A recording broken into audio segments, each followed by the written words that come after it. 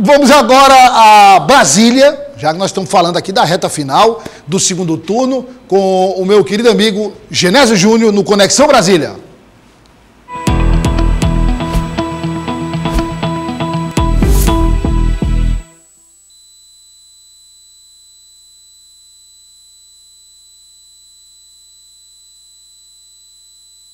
Cadê o nosso querido Genésio lá de Brasília? Pra gente falar, nós...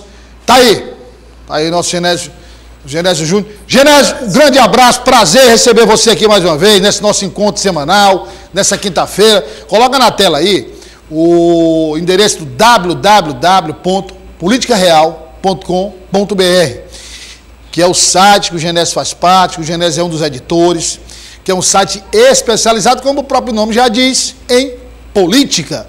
Você tem lá matérias, você tem lá vídeos, você tem podcasts, tem um podcast do Genésio que é todo dia.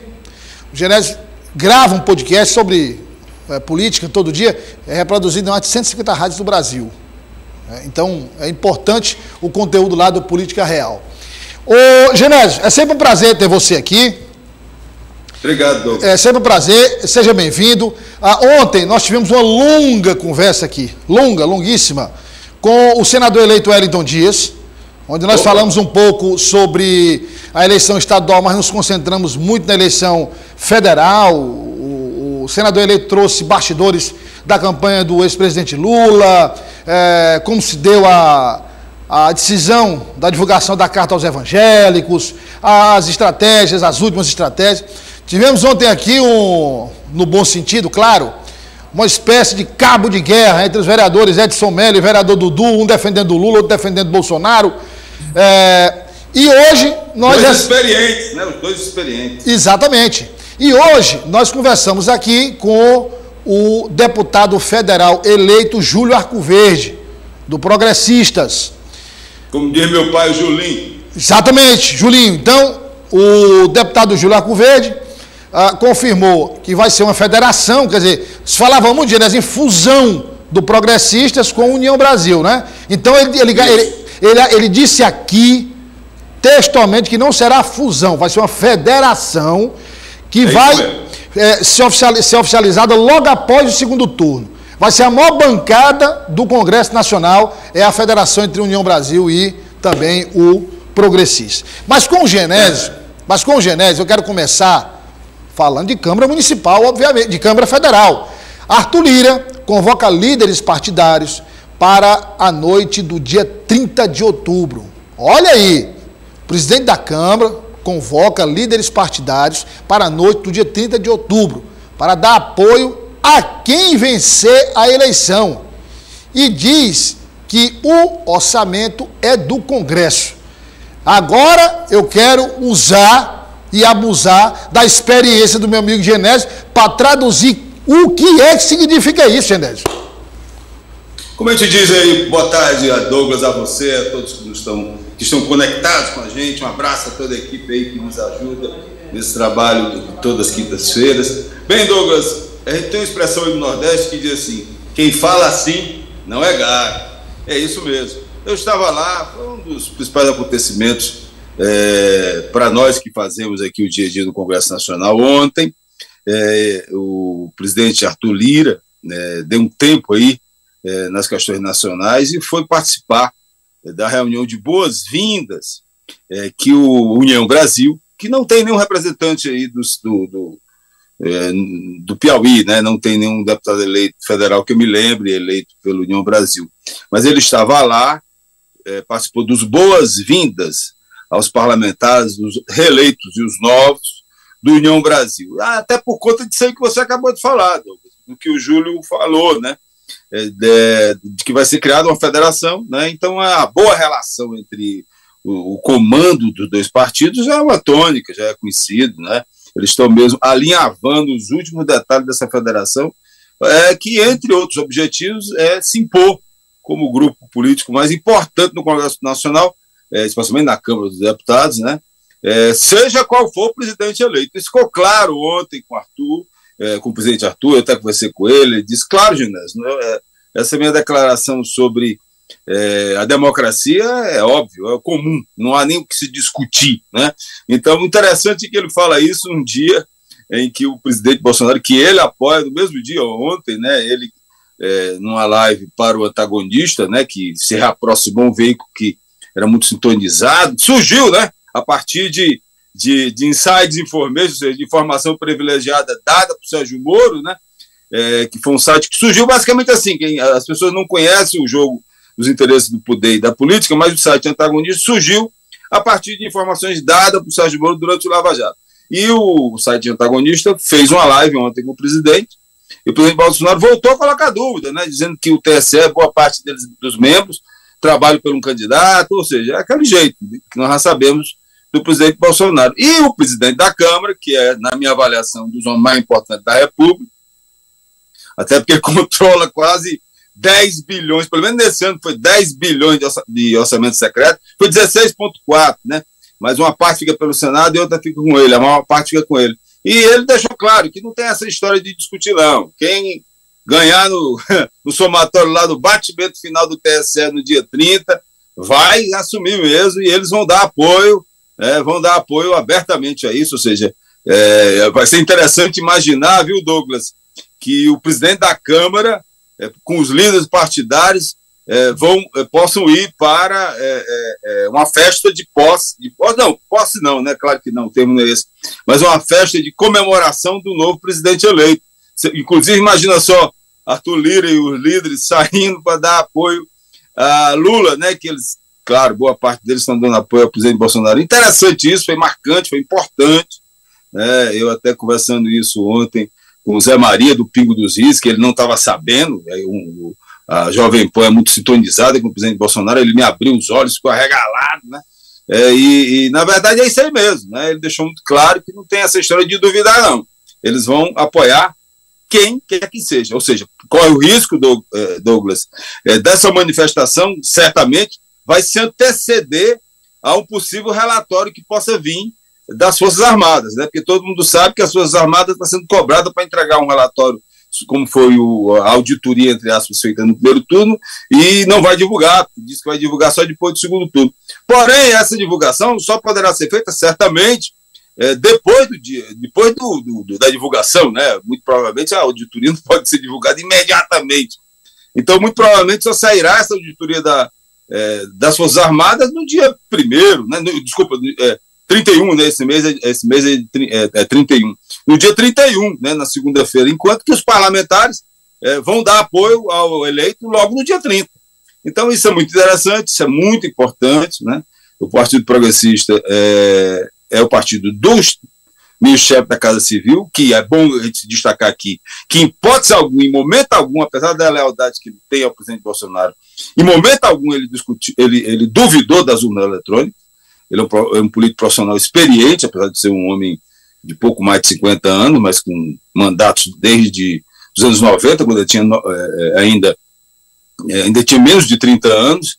Então ele sabe muito bem que não tem cabimento, né? Que isso é meio que um exagero da parte do presidente Bolsonaro, mais do que isso, né? Eu não vou nem dizer o que eu acho a respeito disso, para poder não me lindrar, mas eu acho que nosso telespectador, ouvinte, internauta, deve estar lendo aí o que eu estou querendo dizer. Mas, Douglas, isso aí foi muito importante ontem, viu? Foi um assunto muito importante, e ele dizer que isso foi relevante mesmo para o jogo político aqui em Brasília. Genésio, ainda falando do deputado Júlio Arcoverde, um assunto que eu tratei com ele aqui foi sobre as pesquisas eleitorais. Genésio, olha, o deputado Júlio disse que vai ser uma voz ativa na Câmara Federal e vai mobilizar os companheiros de bancada da federação, porque tem, na visão dele, que ser tomada uma medida seríssima em relação às pesquisas eleitorais, não acabar com as pesquisas eleitorais, mas tomar medidas para que fiquem efetivamente os institutos sérios, para que pesquisas eleitorais não sejam usadas como instrumentos de manipulação do eleitor. Aí eu pergunto a você, a criminalização das pesquisas eleitorais vai dar certo? Não dá, né, Douglas? Não tem cabimento. Criminalizar o erro não dá. Você pode criminalizar, se obviamente, num processo investigativo policial, né? Não um processo investigativo a partir de uma lei que trata dos institutos de pesquisa, mas como um crime como outro qualquer, né? Se for identificado que alguém se vendeu para poder mudar dados, é cadeia, né? Mas que aí é má fé. Mas criminalizar um erro, né? Um erro feito por aqueles que fazem pesquisa, aí não dá, né? Os especialistas internacionais têm divulgado isso, e inclusive o site Deltweb da DW, que é um site alemão, mas que tem a sua versão brasileira aqui, fez uma entrevista com um especialista internacional, dizendo exatamente isso, que pesquisa não deve ser lida. Eu acho que tem muito culpa nossa, nós jornalistas, né, de divulgarmos que a pesquisa é mais do que uma estimativa, né, uma verdade irretorquível. E, na verdade, nada mais é do que uma estimativa daquele momento, é uma fotografia daquele momento. Então, eu acredito que não tem cabimento criminalizar o erro, né? Porque imagina só, Douglas, a gente vai criminalizar o erro de quem faz a previsão meteorológica, né? Então fica complicado, né? Quem calcula aí a previsão da inflação, né? Essas coisas, não dá. Não há o que se discutir criminalizar o erro. Você tem que punir o crime, né? Mas aí o crime é uma investigação criminal como outra qualquer, identificar que alguém comprou e alguém pagou, né? Aí sim, você tem que botar na cadeia os presidentes e mentores desse instituto de pesquisa. Mas aí é outra coisa.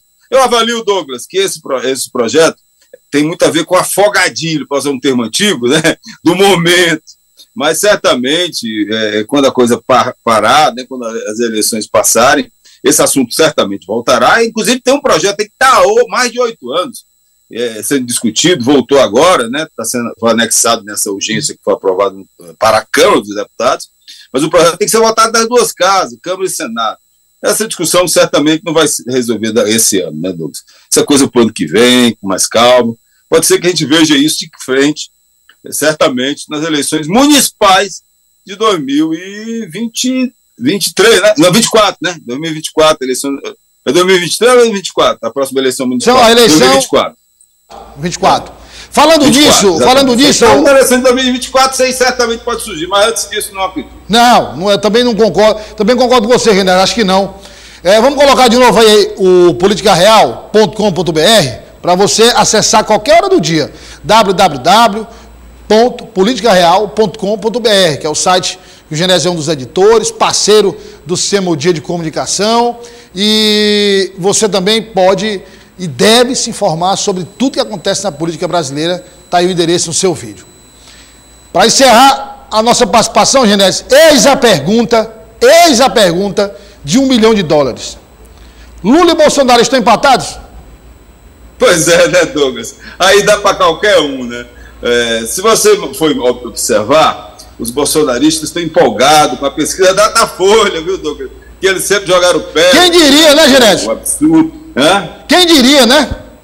Quem diria? Não é assim, nada como o dia de amanhã, né? Pois é. Na política tem isso, nada como o dia de amanhã. Aí agora estão adorando o Datafolha, dizendo que o Datafolha é o melhor instituto do mundo.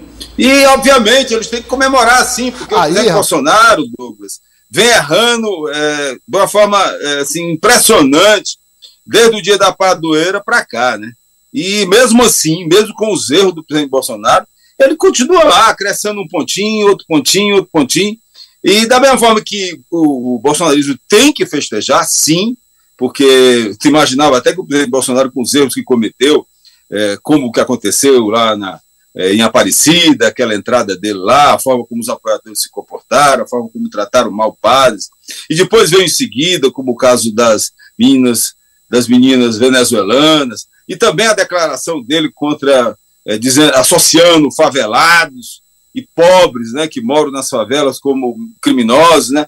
Douglas, é um absurdo, né? Você imaginar 17 milhões de pessoas no Brasil vivem em favelas e comunidades, Douglas.